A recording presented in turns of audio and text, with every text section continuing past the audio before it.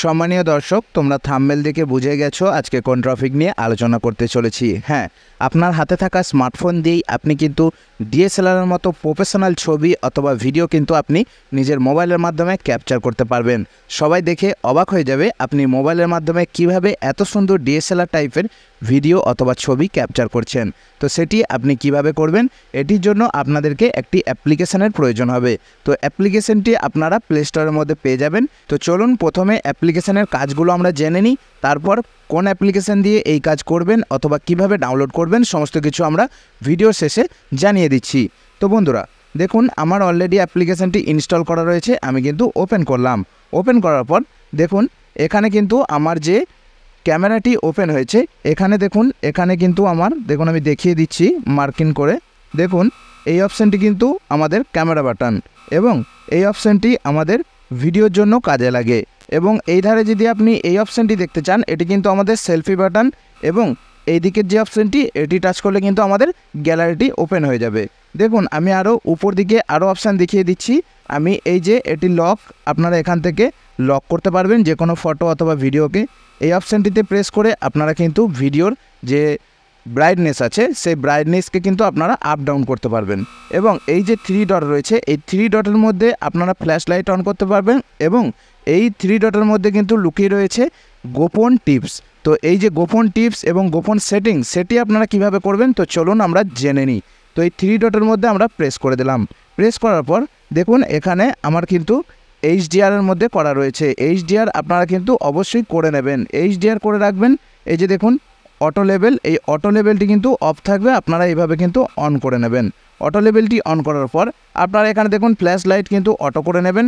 Auto করার পর এখানে আর কোনো কিছু করার দরকার নেই, আপনারা সরাসরি চলে আসবেন উপর দিকের যে সেটিংস বাটন রয়েছে, এই সেটিংস বাটনের মধ্যে আপনারা সরাসরি চলে আসবেন।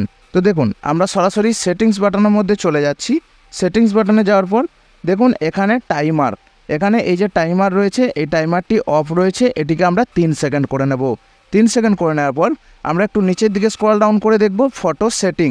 তো এই ফটো সেটিংয়ের উপর প্রেস করে আমরা এখান থেকে কি করব, দেখুন এখানে একটি অপশান আমরা পেয়ে যাচ্ছি। দেখুন এই যে এই অপশানটি save all image for HDR mode, অর্থাৎ আমরা যে সকল ইমেজ মোবাইলের মধ্যে সেভ করব সেগুলি কিন্তু আমাদের কাছে এইচডিআর মোডে অর্থাৎ এইচডি মোডে কিন্তু সেভ হবে।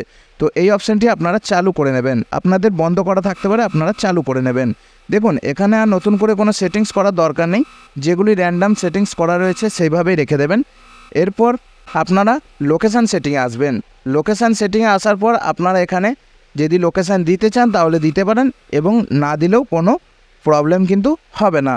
তারপর আমরা এই যে ভিডিও সেটিংয়ে আসবো।